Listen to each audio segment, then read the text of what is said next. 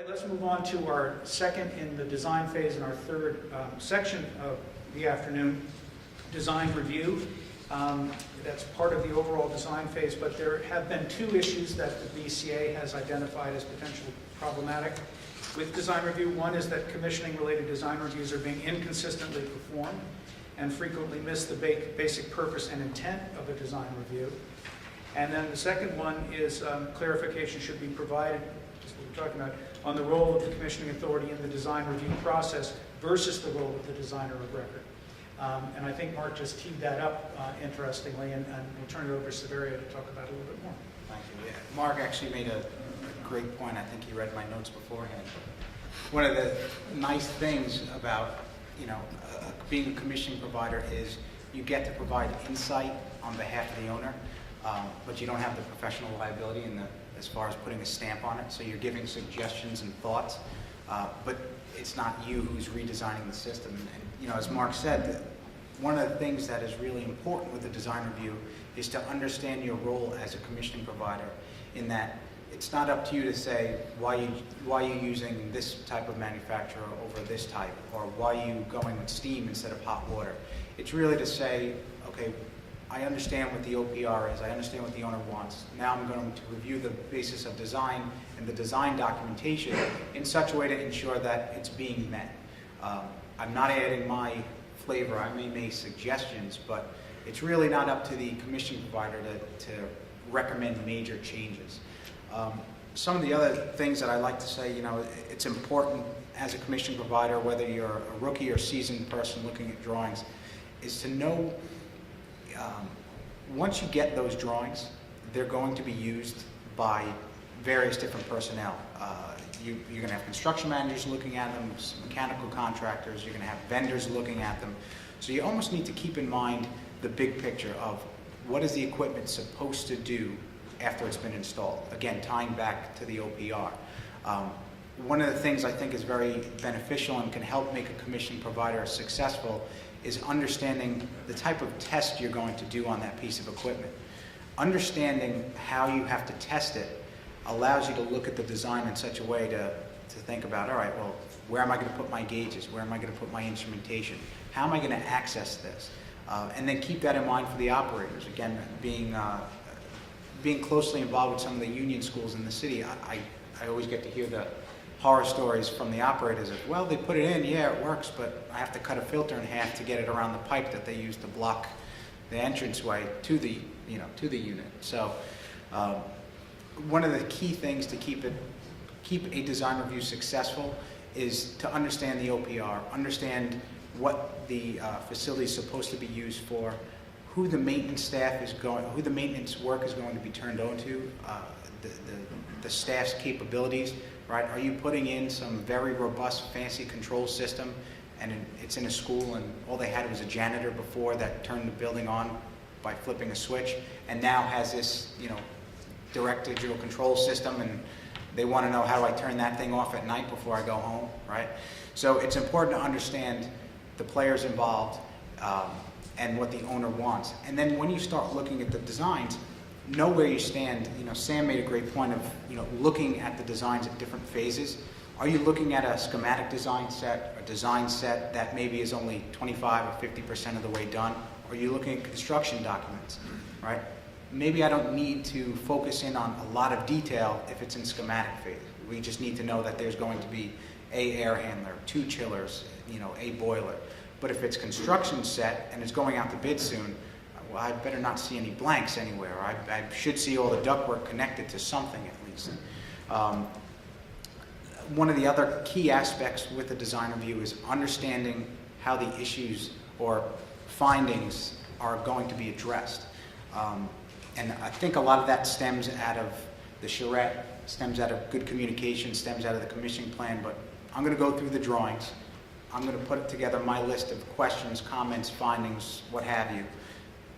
I can't just turn that into the owner. Sometimes the protocol dictates that I hand that over to the design engineer, and then the design engineer, he or she will sit down with me and we'll have a conversation about my questions, and we'll talk it through, and maybe the issues come off my list or they're addressed, or maybe there's something that you now turn up to the facility team or the operators or the to the owner and say, all right, well, we've got to this point, the commissioning agent made this, has this finding, we want to address it, but we need your direction, right?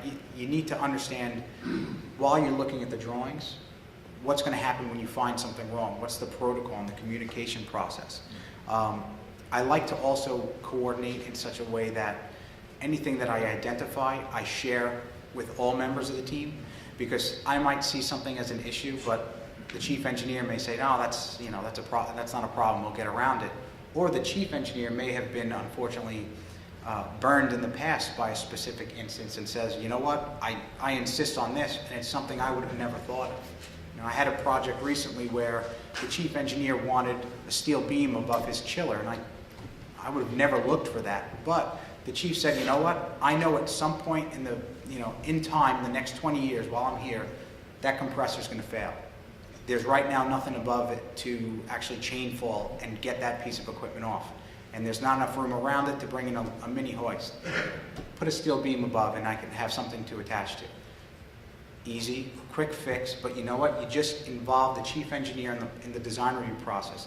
They love it because now they're already thinking what happened 15, 20 years from now when it fails.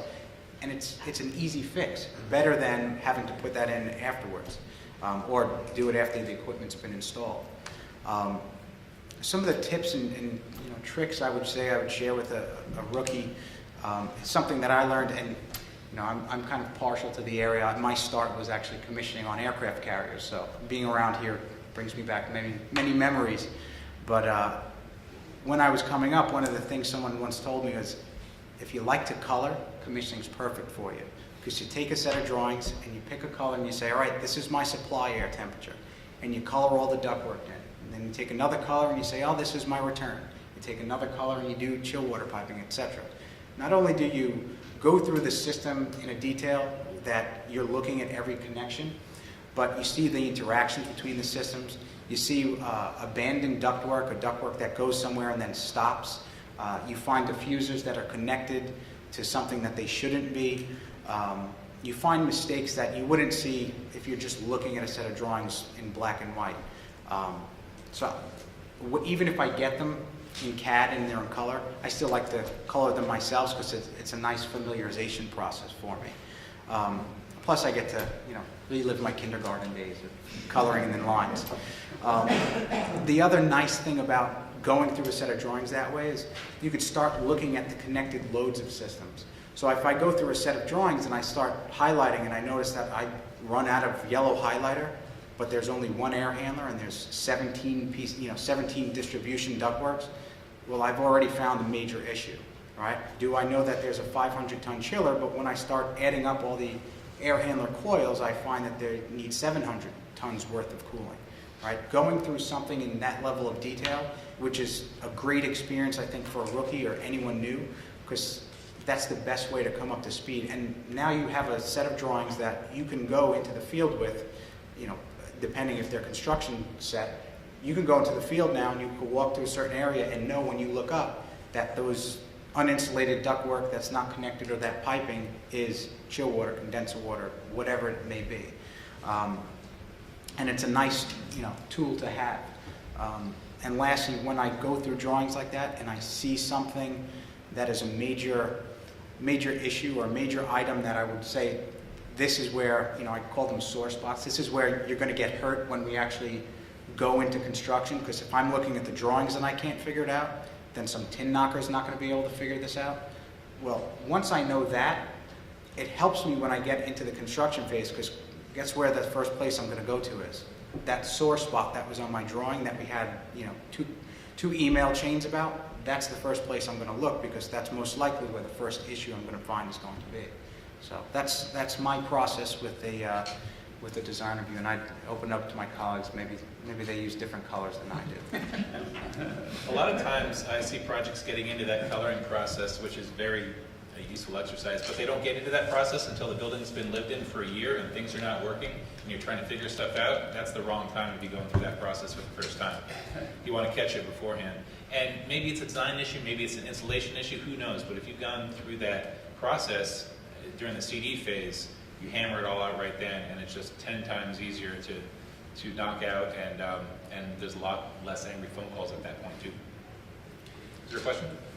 Yeah, obviously, none of you were around when they built the convention center in Philadelphia, firstly.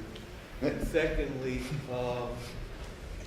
wouldn't you get into the engineering aspect of how to do the building in terms of its energy requirements at the beginning, say orientation of the building, say the load that the building may need, and how you're going to do that in a sustainable fashion? I hear you talking about chillers and today, again, it sounds like something that we were doing in the 50s instead of now it's 2013, where we should be orientating buildings so that they're solar cell. We should be looking at oxidized fuel cell engines. I mean, we have all these tools now, and I have heard you talk for a few minutes, and none of those things have been brought even into your design phase, into your, and that should be at the forefront because that would help you in the budgeting and being able to budget where the owner, and especially in this territory that we're in, PJM, would get benefit from these solutions. So the question, there was a comment about, was to what extent, I guess, just to make a synopsis of it, does the commissioning authority engage with, I guess, promoting and looking at opportunities for energy efficiency? I jotted down something earlier about that too. To what extent is the CXA actually becoming an energy consultant in the projects? Or is there one and they work with, and how does that work? So, I mean, I think if it's in the goals, in the OPR, as far as a requirement for energy efficiency or an achievement of a certain Energy Star rating, then that's part of the commissioning provider's purview. Going back to some of the earlier comments, as far as when you're looking at a design, I was going from a very basic standpoint of just looking at what's already there, but there are opportunities definitely. I see a lot with controls of equipment as well. When you're looking at the control of something, it's very easy for them to say, well, this is the air handler, this is how it operates. And then as a commissioning provider, while it's not our stamp, it's beneficial for us, for the owner, to go out and say, well, are you incorporating economizer? Are you doing static pressure reset? Hey, have you thought about heat recovery? And if it's early enough, you may influence the design. It's still up to the design engineer to actually incorporate it. So it's good to suggest. It's definitely nice to get to the table. Hopefully, you've built a good enough rapport with all the work you've done